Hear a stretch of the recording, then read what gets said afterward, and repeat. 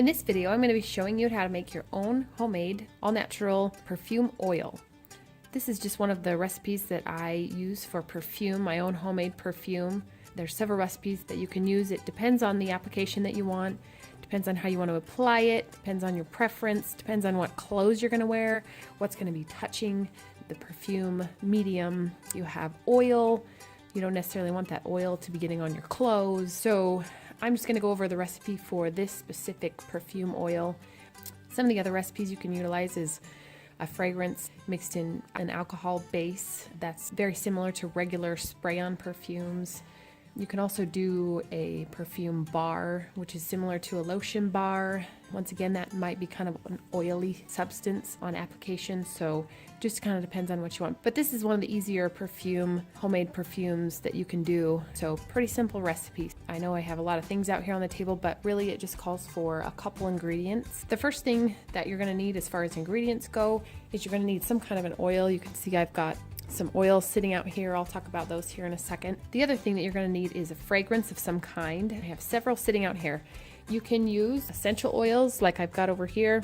The other oils that I have over here are actually natural derivatives, but basically not in a naturally found fragrance. So like this one is, I don't know if you can see that, coconut macaroon. So obviously that's not an essential oil, but it's a natural derivative fragrance oil. So if you're looking for an all-natural perfume, those are great options. I'll put links in the descriptions so that you can find some of those if that's something that you're interested in. The other thing that you're going to need is going to be a glass bottle or some sort of a bottle that you can put the perfume oil in. I really like these ones. The nice part about these bottles is it has what's called a treatment pump. So you're able to dispense a small amount of whatever's in this bottle into your hand. So I'll put a link in the description where to get those. So let me talk about base oils for just a second. Here's one that I like to use. I think it's kukui nut oil.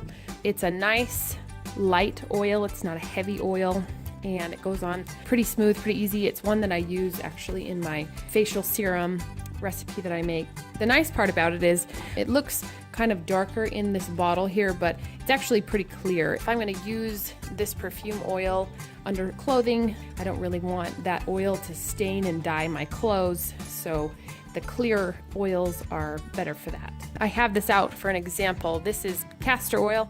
If you've ever felt castor oil, it's very heavy, very thick. The nice part about using this for a perfume oil would be that your perfume would probably last longer, although when you apply it, it's going to have like a greasy feel, so you probably don't want to get that on your clothes. And then this oil here, I use this for an example. It's another nice light oil, as in the feel of it, the consistency of it, but it also is that clearer color, so it's not going to stain your clothes. I'll put a link in the description. You can see that I've gotten these different oils from Mountain Rose Herbs.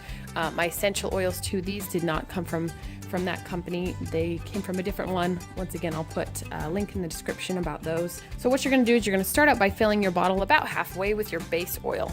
Then as far as your fragrance oils or your essential oils, you're going to have to actually play around with that. I don't have necessarily a specific recipe because different oils need different concentrations.